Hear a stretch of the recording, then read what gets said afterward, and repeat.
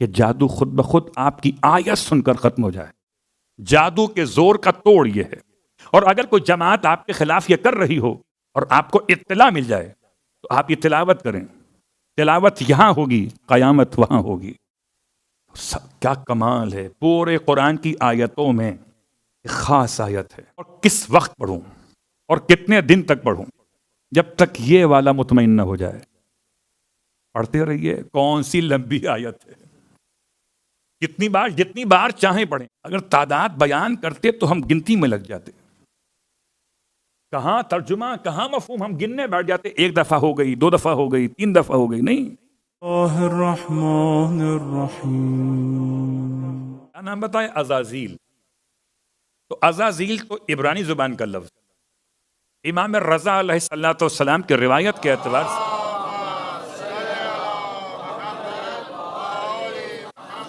اس کا عربی نام حارث ہے. عربی لغت کے لحاظ سے شیطان کا نام حارث ہے. اب میں اپنے آپ کو روک بھی رہا ہوں کہیں ایسا نہ ہو کہ شیطان کا شجرہ پڑھنا شروع کر دوں. ابا کا نام کیا ہے، اس کی اماں کا نام کیا ہے، اس کی بیوی کا نام کیا ہے، اس کے بچوں کے نام کیا ہے، سب ملے گا. شیطان کھاتا کیا ہے، پیتا کیا ہے، رہتا کہاں پر ہے. علماء نے اس پہ کتابیں لکھی. خیر، بات سے بات آگے بڑھ رہی ہے.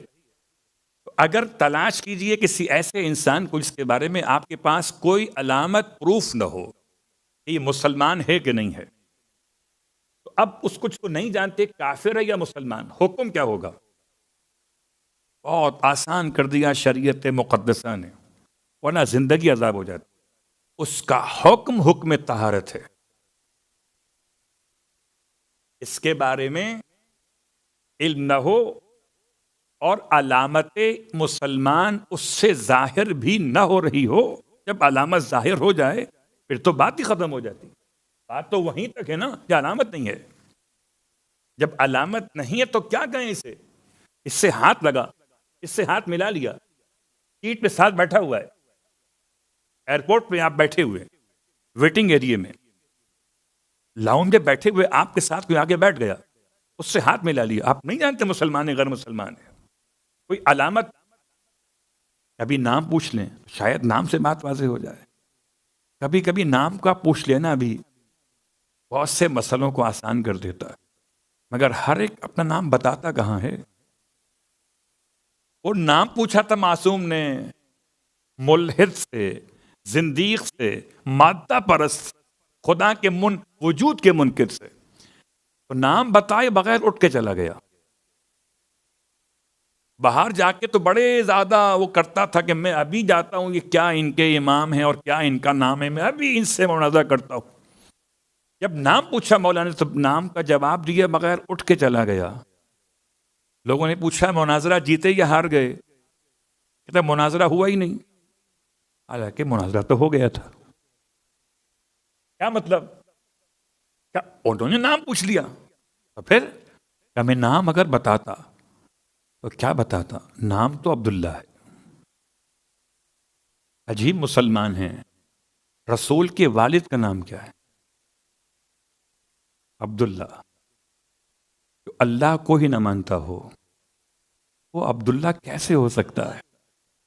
اگر چھوٹا سا سبق صادق آل محمد کے در کے غلاموں سے سمجھ میں آ جاتا تو میں پیغمبر کے والد کا اسلام سمجھ میں آ جاتا. اللہ اکبر. میں اپنے عنوان سے بھی ساتھ ساتھ چل رہا ہوں. سیرت کے بیان میں ان دو شخصیات کا حوالہ آنا لازم ہے. اب اگر اس کو آپ کے پاس کوئی ثبوت نہیں ہے کہ اس کو مسلمان کہیں یا غیر مسلمان کہیں تو کیا کہیں گے؟ نام مسلمان کا دیجئے کہ نہ دیجئے مگر نجاست کا حکم اس پر نہیں ہوگا. بہت بڑا مسئلہ حل کر دیا ہمارا مراجع الزام نے. لیکن 2 باتیں یاد رکھیں. صرف اس پر یہی حکم رہے گا کہ نجاست کا حکم اس پر آپ نہیں لگائیں گے. لیکن اگر یہ رشتہ مانگ لے کسی مسلمان عورت کا، رشتہ نہیں ہوگا. جب تک اسلام ثابت نہیں ہوگا کسی مسلمان عورت کو نکاح میں دیا نہیں جائے گا. اب تو پہچانے آج کا مسلمان کہ جو مسلمان نہ ہو اس کے نکاح میں مسلمان عورت کو دیا نہیں جاتا. تو کیسے فاطمہ بنت اسد رہیں اس نکاح میں کہ جس کا اسلام تمہیں آج تک سمجھ میں نہیں آیا. اس کے ساتھ ساتھ اگر انتقال کر جائے تو اس شخص کو مسلمانوں کے قبرستان میں دفن نہیں کیا جائے. نجاست نہیں ہے یہ الگ مسئلہ، طہارت کا حکم لگا دیں یہ الگ مسئلہ، لیکن نہ تو رشتہ ہوگا نہ جنازہ قبرستان مسلمان میں دفن ہوگا. جنت المعلا کس کا قبرستان ہے؟ کافروں کا یا مسلمانوں کا؟ اگر مسلمانوں کا قبرستان ہے تو وہ دفن اللہ کے حبیب نے اپنے چچا کو کر کے بتایا ہے کہ تا قیام قیامت تک جب تک لوگ مسئلہ سمجھتے رہیں گے خود تدفین بتائے گی کہ ابو طالب کا ایمان کیا تھا. یا رسول اللہ، یا علی. اب یہ مسئلہ بھی بیان ہو گیا آپ کی خدمت میں کافر کے حوالے سے، اور لفظ کافر تک آپ کو لا کے روکا میں نے. آیت نمبر 1 کہ خدا نے پہلے کافر کا عنوان بیان کیا جنہوں نے کفر اختیار کیا اور اختیار کر کے خدا کے راستے سے لوگوں کو ہٹایا، اور ان میں 3 نام لیے گئے. بعض مفسرین نے 3 نام خاص طور سے لیے. ایک ابو جہل کا نام لیا ہے، وہ تو نام ہی کافی ہے. میں ترجمہ کروں کہ نہ کروں، جہل کہوں تو شاید اس کی معرفت کا حق ادا نہ ہو جب تک ابو اوپر نہ لگے. ابو جہل نے 10 اونٹ نہر کروائے. بہت غور کیجئے گا. اس کے ساتھ ساتھ ایک اور شخص صفوان اس کا نام ہے، فواد پے واو الف نون صفوان. 10 اونٹ اس نے بھی نہر کروائے تھے. اور تیسرا ایک اور شخص ہے جس کا نام ہے سہل ابن عمرو، اس نے بھی 10 اونٹ نہر کروائے تھے. کب کروائے تھے؟ جنگ بدر میں مسلمانوں کے خلاف جو لشکر تیار ہوا تھا اس میں سبیل لگائی تھی. سبیل نہ کہوں ذلیل کہوں، سبیل شریفوں کے لیے ہے مگر پاکستان کے نہیں. صلوات پڑھے محمد و آل محمد.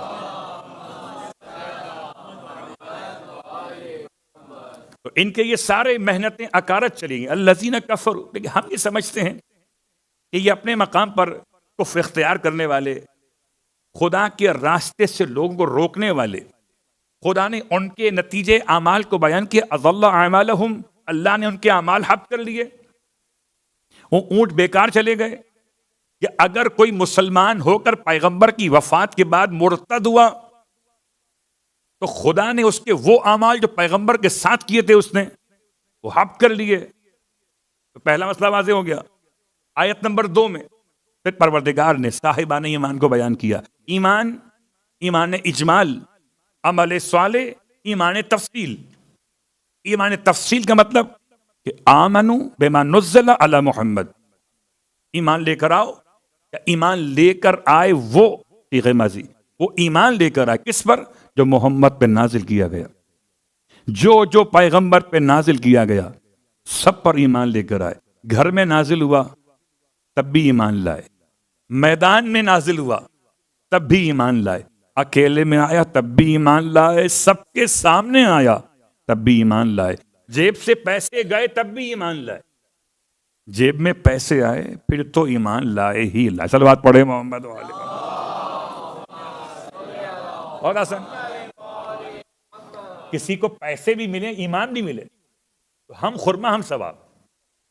کیا خیال ہے؟ مشکل کس کے لیے؟ پیسے جیب سے جائیں اور ایمان. تو یہ ساری باتیں ایمان تفصیل میں آ گئی. خدا نے پھر سمجھایا کہ ان کا خدا کے نزدیک انعام کیا ہے. انعام ہے کہ پروردگار عالم نے ان کے خطاؤں کو پوشیدہ کر دیا، ان کے گناہوں کو، صغیرہ گناہوں کو مٹا دیا، اور اس کے ساتھ ساتھ اصلح بالہم، ان کے حال کی، ان کے کام کی، ان کے معاملات کی اصلاح کر دی. بال کسے کہتے ہیں؟ بال کے ترجمے الگ الگ کیے گئے، لیکن امام راغب اصفہانی نے اپنی کتاب مفردات راغب میں بال کا ترجمہ کیا. بال کہتے ہیں اہم ترین حالت کو. تو خدا نے مومنوں کی اہم ترین حالت کی اصلاح کر دی. اب پتہ کیسے چلے کون کافر رہا کون مومن رہا؟ عقیدہ تو نہیں بتاتا کسی کا جب تک عمل سامنے نہ ہو. آپ جتنے بیٹھے ہیں آپ کے ذہن میں کیا چل رہا ہے مجھے کیا خبر جب تک عمل سامنے نہ ہو. ہاں عمل سامنے کب ہوگا؟ جب آپ کو دعوت عمل دی جائے گی. جب تک دعوت عمل نہ ہو تو عمل سامنے نہیں آتا، اور جب عمل سامنے نہ ہو تو فیصلہ کیسے ہو؟ تو آیت نمبر 3 نے فیصلہ کیا. اب آئیے میں آپ کو پورا مقدمہ بنا کے 3 میں لے آیا. ذالک بأن الذین کفروا، اس بنیاد پر، یہ اس لیے کہ جنہوں نے کفر اختیار کیا، اتبعوا الباطل، انہوں نے پیروی کی باطل کی. حضور آپ سے سوال نمبر 1، باطل کسے کہتے ہیں؟ باطل کسے کہتے ہیں؟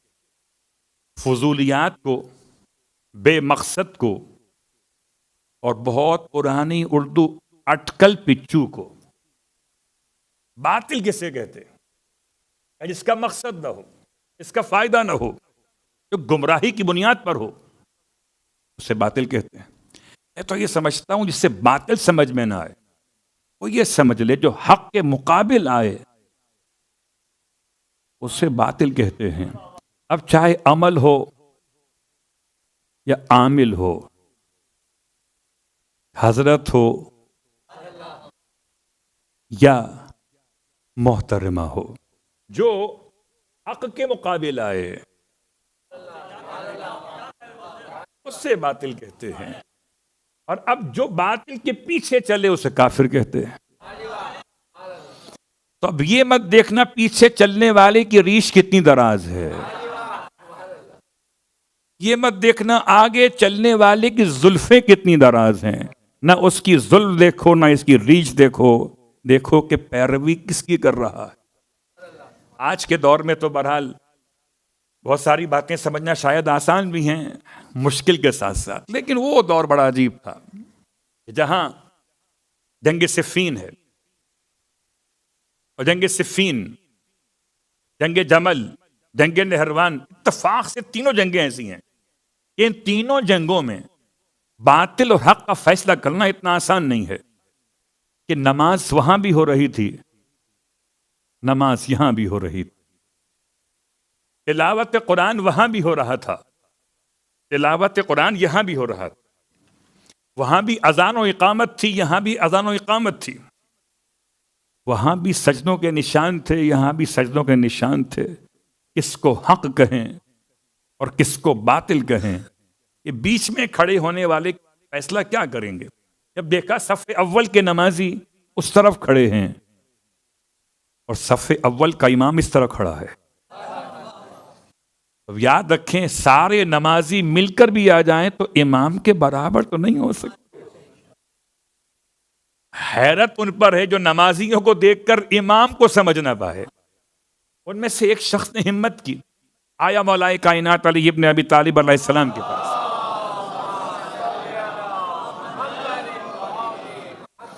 اور آ کر سوال مولا سے کر لیا کہ میں کیسے پہچانوں یا علی کہ حق کہاں پر ہے؟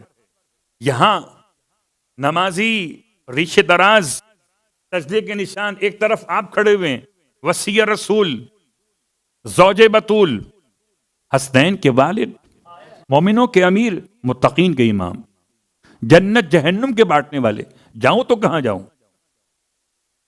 امام نے اس کے مرض کا مشاہدہ فرمایا کہ یہ شخصیات کے ذریعے سے فیصلہ کرنا چاہتا ہے. امام ارشاد فرماتے ہیں شخصیات سے فیصلہ مت کرو. بہت غور کیجئے گا، اتنا نازک جواب ہے یہ کہ اگر امام کے علاوہ کوئی اور اس کا جواب دیتا تو شاید ایسا کبھی نہ دے پاتا.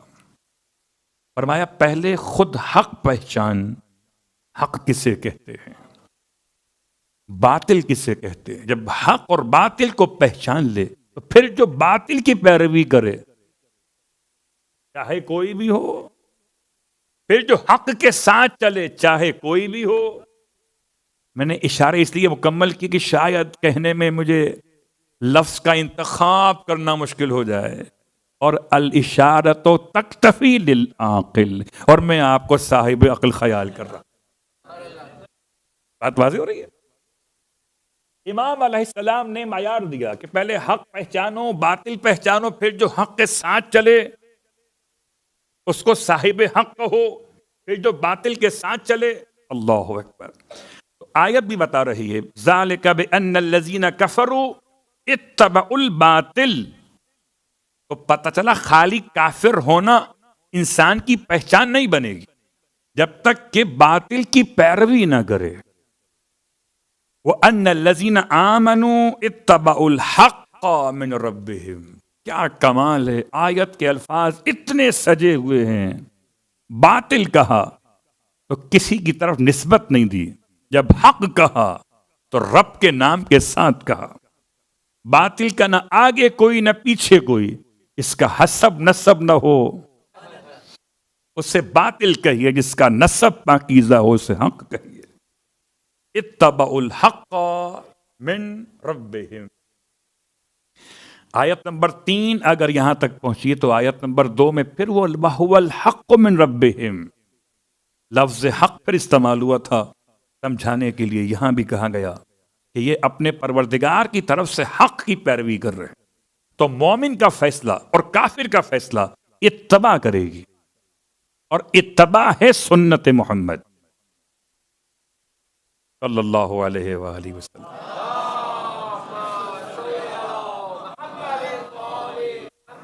اور اللہ کے رسول کی سیرت و سنت کے بیان کے لیے آپ کی خدمت میں روزانہ تاریخ بیان کی جا رہی، پیغمبر کی آمد، پیغمبر کے نام کے رکھے جانے کے مسائل.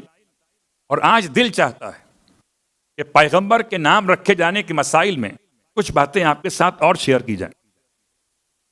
ان میں سے یہ بات لازم ہے کہ اللہ کے رسول کے نام کا انتخاب خود پروردگار عالم نے کیا، تو محمد کا ترجمہ کیا ہے؟ اور اسی اعتبار سے محمد صلی اللہ علیہ وآلہ وسلم کے نام مقدس کو قرآن مجید میں 4 مقامات پر، ان میں سے آج پہلا مقام سورہ مبارکہ آل عمران آیت نمبر 144. اور اس آیت کو خاص طور سے تلاوت کر رہا ہوں. وما محمد الا رسول. یہ پورے قرآن کے 114 سوروں میں 6636 آیات میں یہ وہ پہلی آیت ترتیب مصحف عثمانی میں ہے کہ جہاں پیغمبر کا نام بالکل واضح طور پر لیا گیا. وما محمد الا رسول. محمد نہیں ہے کچھ اور مگر ہیں تو رسول ہیں. یہ کون سے مرحلے کی آیت ہے کہ جہاں پیغمبر نے اپنے حبیب کا تعارف کرایا. غور کیجئے گا، اس آیت کو یاد رکھیں، بہت کام کی آیت. ویسے ساری آیتیں کام کی ہیں، لیکن میں روز آپ کو ایک آیت دے رہا ہوں. پرسوں دی آیت الکرسی. اب کرسی ملے نہ ملے وہ الگ بات ہے. اور کل دی میں نے آپ کو آیت ملک. اب ملک ملے نہ ملے، لیکن آج آپ کو دے رہا ہوں آیت ابطال سحر. وہ آیت جو سحر کو باطل کر دیتی ہے. سحر تو سمجھتے ہیں جادو، ٹونا، تعویذ، گنڈے، پڑھ پڑھ کر پھونکنے والیاں، پھونکنے والے. اور ایک خاص طبقہ ہے پاکستان میں، ساری دیواریں کالی دکھائی دیتی ہیں. محبوب آپ کے قدموں میں اور آپ ہمارے قدموں میں. جب تک آپ ہمارے قدموں میں نہیں آئیں گے آپ کا کام کیسے ہوگا؟ اور کتنے سارے دیوانے ہیں، دیواروں پہ نمبر پڑھتے اور چلے جاتے. ابطال السحر. میں بار بار کہا کرتا ہوں، یہ جادو، یہ تعویذ، یہ گنڈے، یہ سب سے زیادہ آسان راستہ ہے کسی بے وقوف سے روزی کمانے کا. ذرا سا آپ کی کمزوری معلوم ہو جائے، آپ کہاں رہتے ہیں، کیا کرتے ہیں، بس ہمارا کام ہو جائے گا. آپ پر تو فلاں نے جادو کرا دیا ہے، فلاں نے جادو کرا دیا ہے. کیا مطلب؟ کہ آپ کے خاندان میں ایک چھوٹے قد کی ہے، کوئی تو چھوٹے قد کی ہوگی نا. صلوات پڑھے محمد و آل محمد. آپ کا ذہن چلا گیا. یاد رکھیے یہ الفاظ مجھ سے سنے تو مجلس کے طور پر، ورنہ یہ بات حقیقت ہے. کوئی نہ کوئی تو وہ آپ کو ٹرانس میں لے گا نا، کوئی تو اشارہ کرے گا لمبے قد کا ہے، آپ کے عزیزوں میں ہے. اب آپ سہلانے بیٹھے، منع کیسے کریں گے؟ اس کو باطل کرنے کے لیے پہلی بات تو یہ کہ ثابت کرنا الگ موضوع ہے. شاید پھر کبھی موقع ملے گا تو پھر فرشتوں کا تذکرہ کریں گے، ہاروت اور ماروت کا. آج کل لوگ بڑے اس حوالے سے بات کرتے ہیں، اور کچھ ایسے کمزور عقیدے والے جو کہتے ہیں پیغمبر پہ جادو ہو گیا تھا. جن کے نبی پہ جادو ہو جائے ان سے ما السلام. یا تو محمد کا نام لو تو جادو باطل ہو جاتا ہے. وما محمد الا رسول. یہ آیت اگر مکمل پڑھی جائے، آیت نمبر 144 سورہ آل عمران. تو سورہ تو آپ کا پسندیدہ ہے آل عمران. آیت بھی بہت حسین ہے، خلاصہ 9 ہو جاتا ہے 144. آئیے آیت پڑھتے ہیں. وما محمد الا رسول. محمد کچھ نہیں سوائے رسول. قد خلت من قبلہ الرسل. ان سے پہلے بھی رسول گزر چکے ہیں. قد خلت من قبلہ الرسل افئن مات او قتل انقلبتم علی اعقابکم. بس اگر یہ محمد صلی اللہ علیہ وآلہ انتقال کر جائیں، ماتا انتقال کر جائیں، او قتل یا قتل کر دیے جائیں، انقلبتم علی اعقابکم تو کیا تم اپنے پرانے دین پہ واپس پلٹ جاؤ گے؟ اور اگر پلٹ جاؤ، وَمَن يَنْقَلِبْ عَلَىٰ عَقِبَيْهِ. کوئی تو تھا، کوئی تو تھے. صیغہ تنہا نہیں ہے، اس کام میں کوئی اکیلا نہیں ہے. کچھ ہم خیال ہیں جو ہمیشہ سے زوال ہیں. چھوڑ کے پیغمبر کو چلے کہ اعلان ہو گیا قد قتل محمد، تو کسی راستے پوچھ لیا نام لے کر کہ کہاں جا رہے ہیں فرزند مخصوص. کہنے لگے پیغمبر تو شہید ہو گئے. تو اس نے جواب دیا خدا تو زندہ ہے. صلوات پڑھے محمد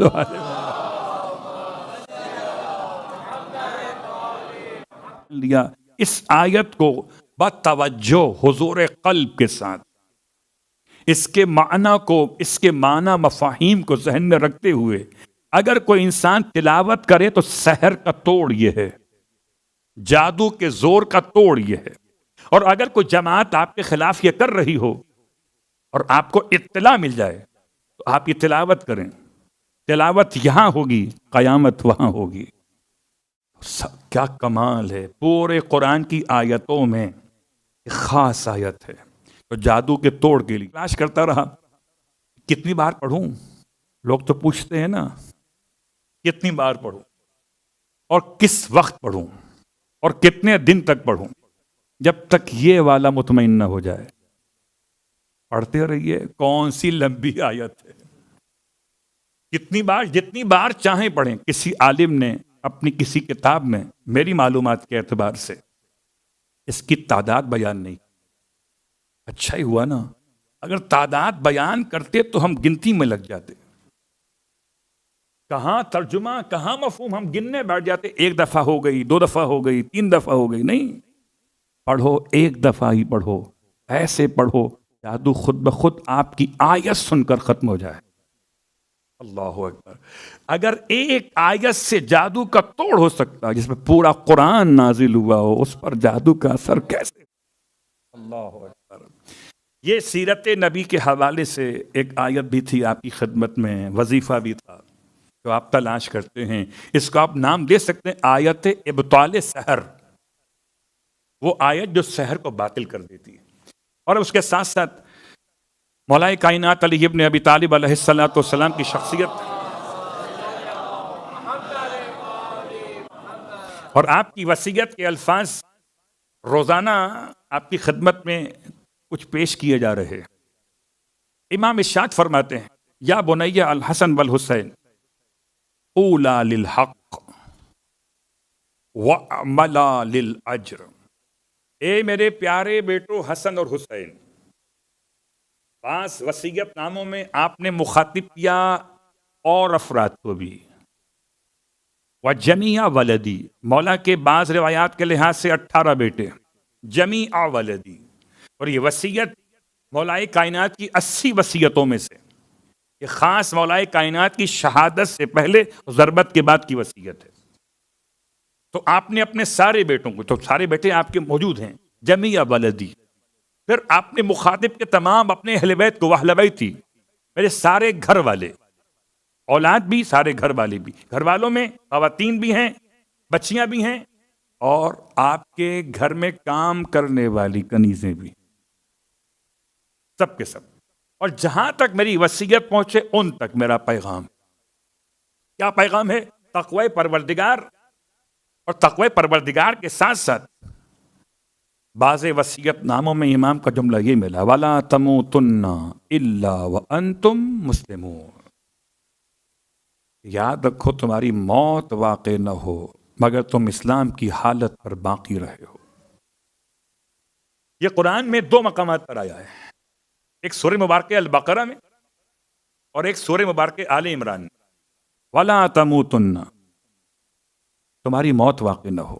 آج کل موت کے بہت سارے مسائل، اپنے مقام پر موت کیسی ہونی چاہیے، کہ بستر پر آئے بڑے سکون سے آئے، تکلیف نہ ہو، انجیکشن نہ لگے، چلتے پھرتے بس سو جائیں اور نہ اٹھیں پھر۔ آج کل شاید آپ میں سے، ہم میں سے کچھ لوگ اسے دعا مانگ رہے ہوں گے، ٹھیک ہے، اس دعا میں بھی ایک جان ہے، موت مفاجات، اچانک آنے والی موت نہ ہو۔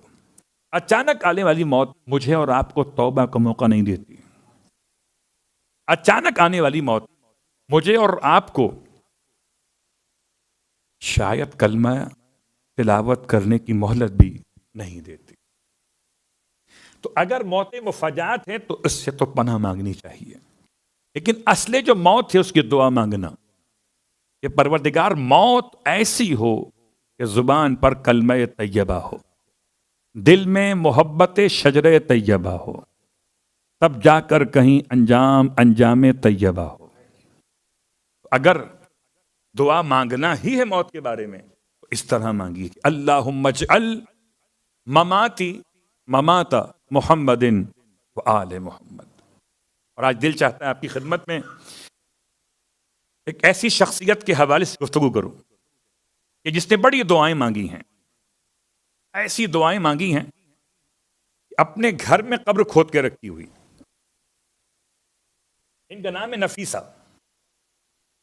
نفیسہ حسن مثنیٰ کی بیٹی ہیں، اور حسن مثنیٰ امام حسن مجتبیٰ علیہ السلام کے بیٹے۔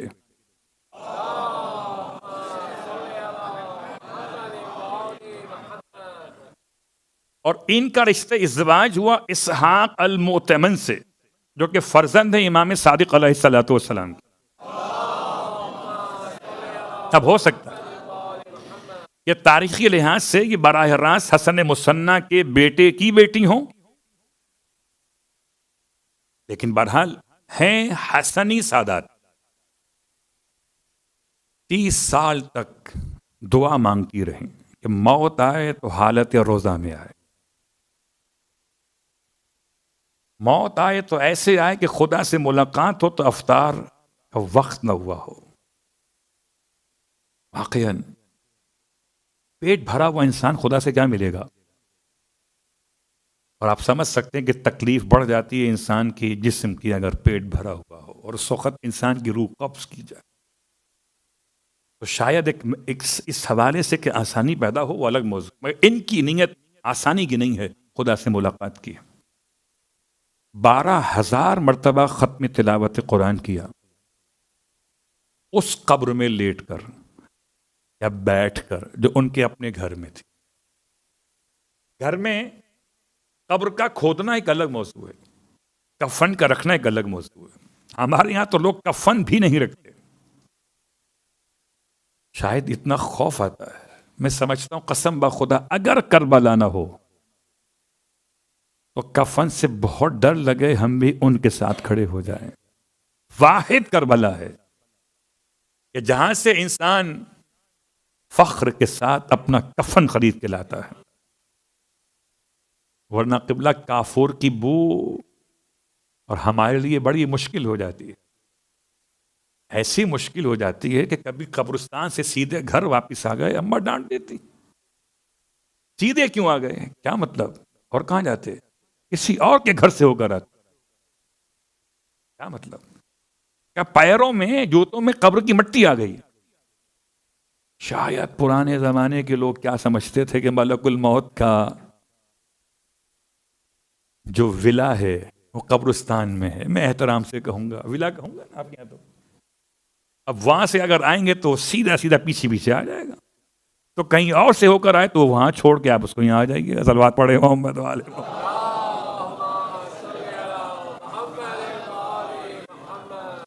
بات واضح ہو رہی ہے. اب نفیسہ خاتون نے اپنے گھر میں قبر کھدوائی بھی، اور آپ کے وقت موت میں آپ روزے کی حالت میں ہیں. جب طبیعت انتہائی زیادہ متاثر ہوئی، یعنی خراب ہو گئی، بہت زیادہ پرابلم میں آئیں، لوگوں نے بہت چاہا کہ پانی پی لیں، فرمایا کہ اس کی تو میں نے تمنا کی تھی کہ خدا سے ملاقات ہو تو روزے کی حالت میں ہو، اور وہی ہوا. سورہ انعام پڑھنا شروع کیا آپ نے، اور جب پہنچی اس مقام تک جہاں خدا کہتے ہیں لہم دار السلام عند ربہم، ان کے لیے ہے خدا کی سلامتی والا گھر ان کے رب کے پاس. آنکھیں بند ہو گئیں.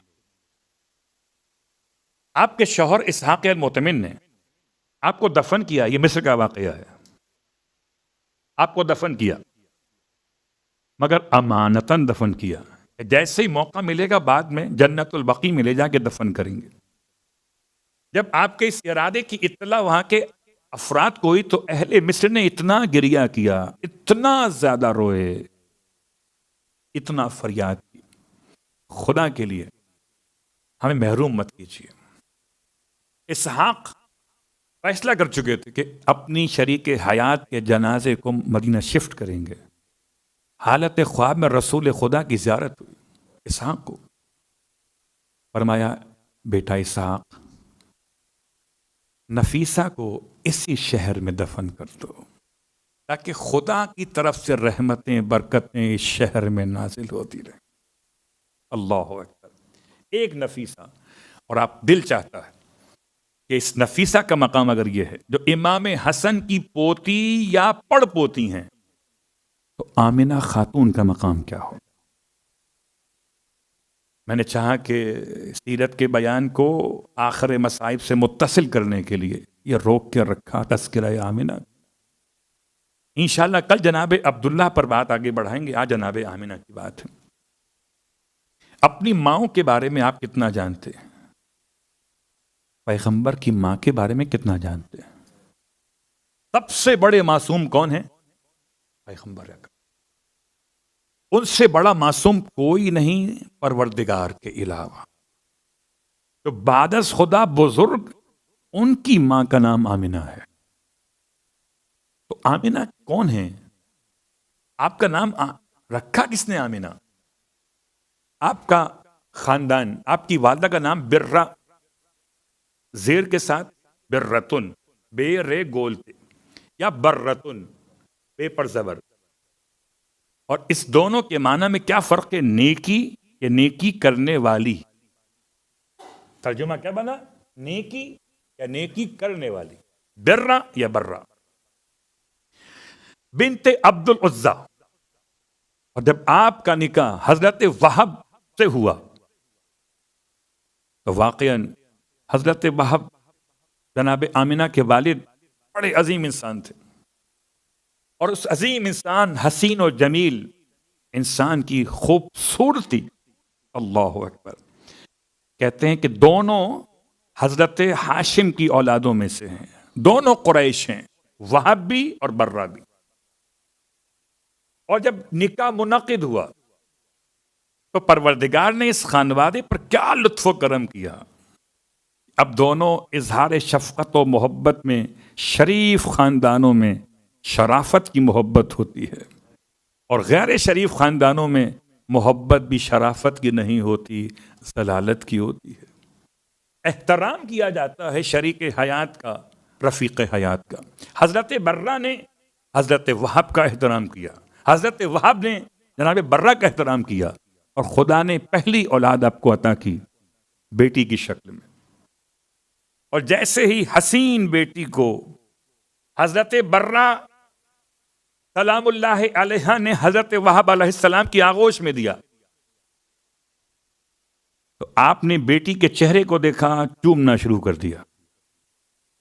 حضرت آمنہ کا بچپنا پڑھ رہا ہو، تو شاید ہمارے درمیان پڑھا نہیں جاتا۔ برہ خاتون اپنی آغوش سے اٹھا کر اپنی بیٹی کو اپنے شوہر کی آغوش میں دیا۔ حضرت وہب نے جناب برہ سے بیٹی کو گود میں لیا۔ اب برہ کہتی ہیں نام کیا رکھیں گے اس کا؟ بے ساختہ فرمایا چہرہ اتنا حسین ہے کہ اس پر تو آمنہ ہی صادق آئے گا۔ آمنہ امین سے نکلا ہے، آمنہ امانت سے نکلا ہے، آمنہ ایمان سے نکلا ہے، آمنہ امن سے نکلا ہے۔ امن، ایمان، امانت و صداقت جہاں سے چلے اس گھر میں ہی تو محمد کی ماں آ رہی ہے۔ نام رکھا گیا حضرت آمنہ کا۔ آمنہ آپ کے والد جناب وہب۔ اور اب یہ تو آپ شاید جانتے جناب آمنہ ایک ادیبہ ہیں، ایک عالمہ، ایک فاضلہ ہیں، اور یہ ہو سکتا نہیں کہ محمد کی ماں اور غیر صاحب علم، یہ کیسے ہو سکتا ہے کہ پیغمبر کی ماں ادبیات سے دور ہو، تہذیب و شائستگی سے الگ ہو؟ اللہ اکبر۔ اشہد انک کنت نورا فی الاسلاب الشامخہ والارحام المطہرہ۔ جب ابا عبداللہ کا مقام یہ ہے کہ ہم گواہی دیتے ہیں کہ آپ نور کی شکل میں منتقل ہوتے رہے، پاکیزہ اسلاب میں اور پاکیزہ رحموں میں، تو جو جد حسین ہو اس کی ماں کا طہارت کا انداز کیا ہوگا؟ آمنہ خاتون۔ ہمارے یہاں جناب آمنہ کے حوالے سے نام رکھے جانے کی ریت بھی بہت کم ہے، بہت کم نام ملے گا آپ کو آمنہ، اور بہت کم توسل لوگ جناب آمنہ سے کرتے ہیں۔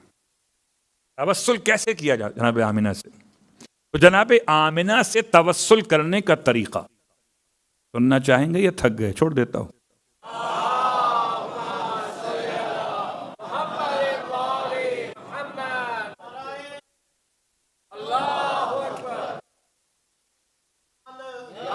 یا اللہم صلی علی محمد و آل محمد۔